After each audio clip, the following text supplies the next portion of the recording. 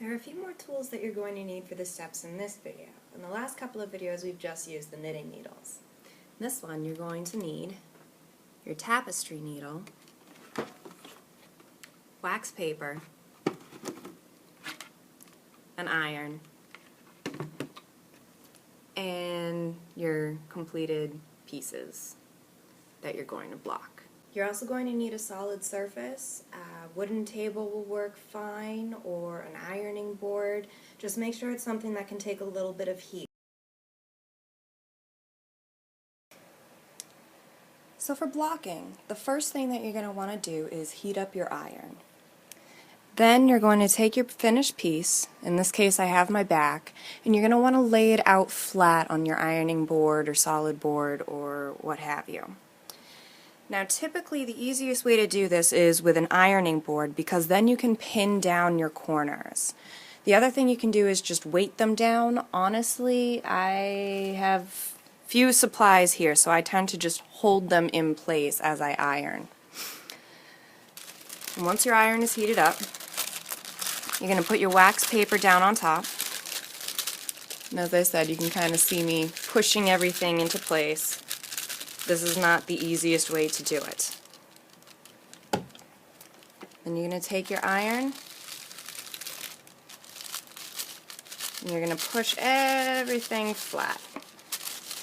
And the key on this is to keep your iron moving at all times. If you stop and let it sit, it's going to burn. And depending what type of yarn you're working with, that could melt it, it could discolor it, it could do any number of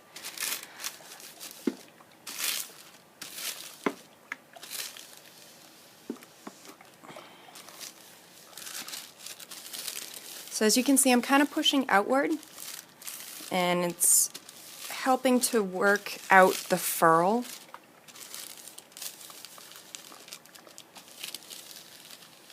And just keep going over anywhere that it's still curling on you. You can use a little bit of strength here and push down, and that's going to help. It's going to make the process a little faster.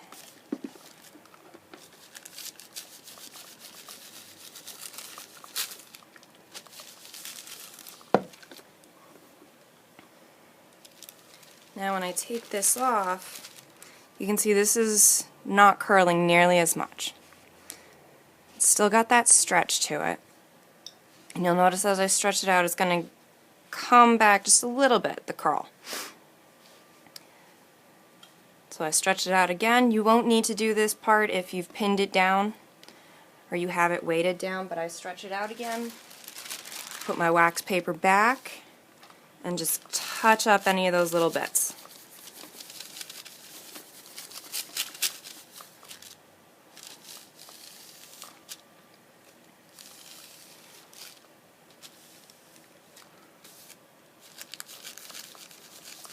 And as you'll see, I'm avoiding the ribbed part at the bottom here. I'm not ironing down below that line because I want that to keep a little bit more elasticity than the rest of the piece.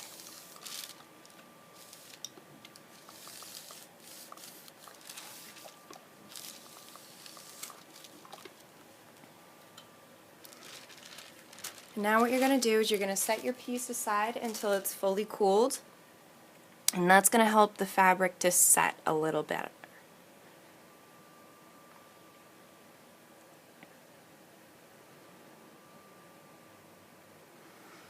So I'll come back in a second, I'll show you the next pieces. So you just saw me block the back, and now I'm going to block the sides.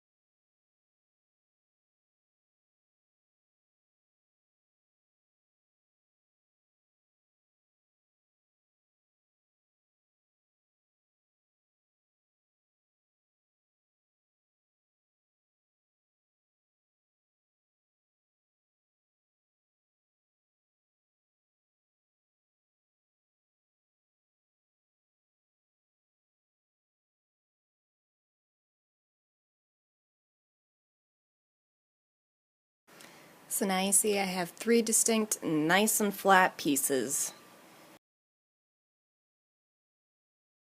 Now I'm going to show you how to attach pieces. If you have the tails in the same corner where you're starting, it's easiest to just kind of tie them together.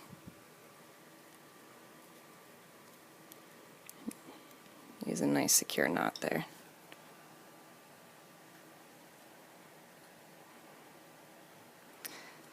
Alright, and then if you've left a long enough tail, you're actually not going to need any additional yarn for this. So you take your tapestry needle, you thread that long tail through it.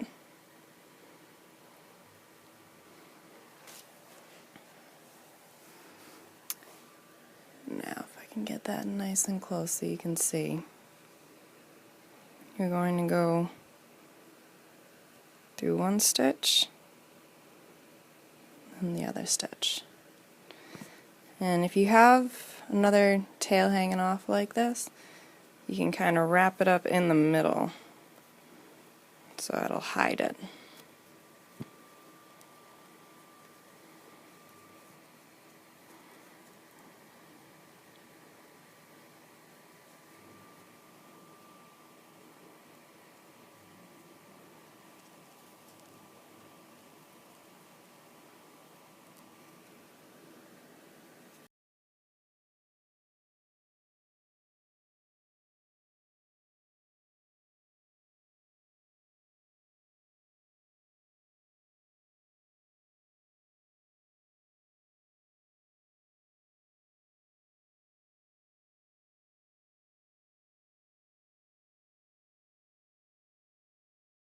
So there's your completed seam.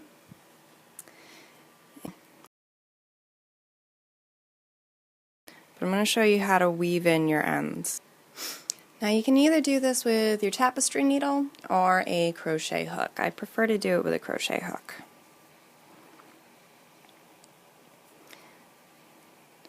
You want to do this on the wrong side or the inside of your work, especially if you're going to be putting a lining on it.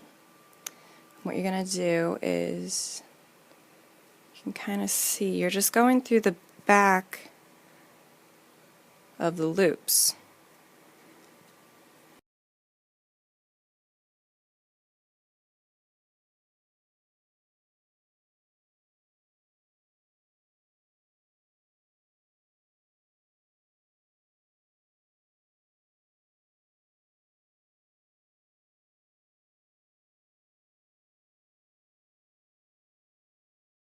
And you just continue weaving like this until you've worked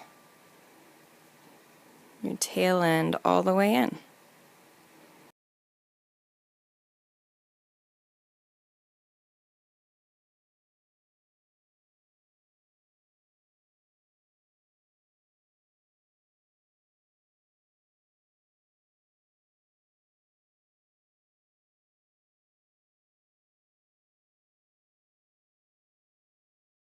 If it's getting to the end and kind of frayed like mine is, you can just snip the very tail end. Just be careful you're not snipping it too close to any knots, or the knots will end up coming undone.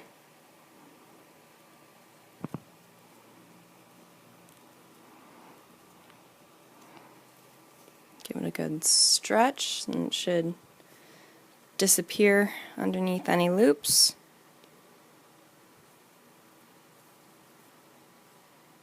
Here's my wrong side and my right side.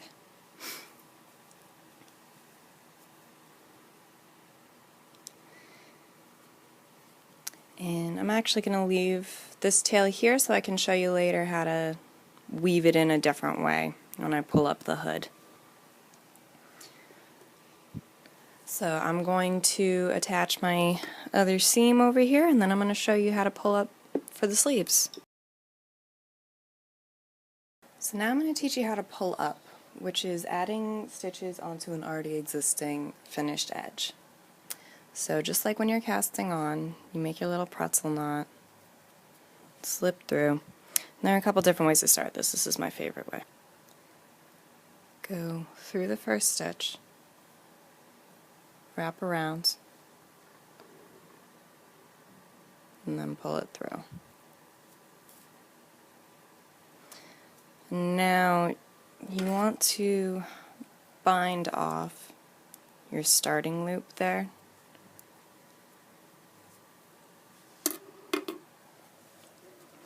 So there, that's one. And I want to do a total of 37 evenly spaced here.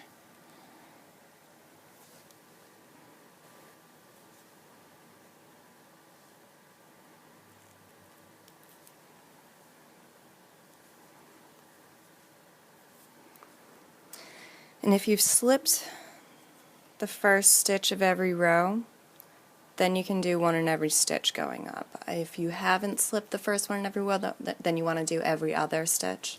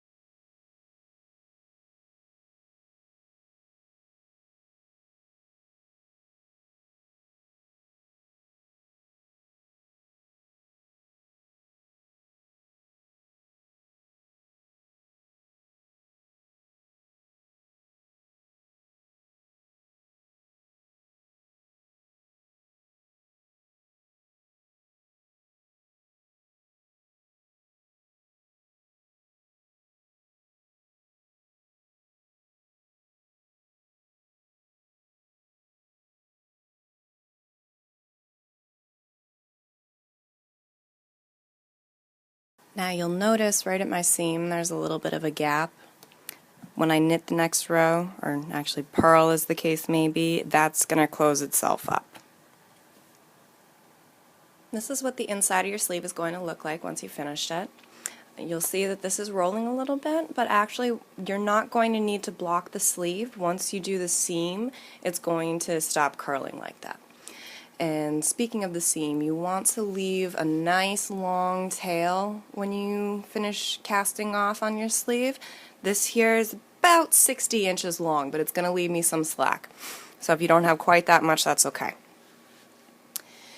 And at this point, you're actually going to want to take your measurements for your lining if you're doing that part. And if you skip ahead to that video, I will show you how to do all your measurements. So by this point, if you're doing a lining, you've already taken your measurements. And I'm going to show you how to stitch up the seam. You take your nice long tail and you thread it through your tapestry needle.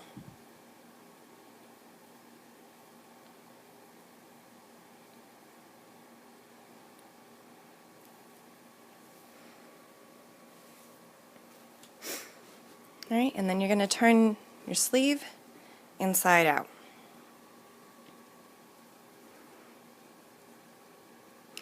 And then just like when you were attaching the sides to the back,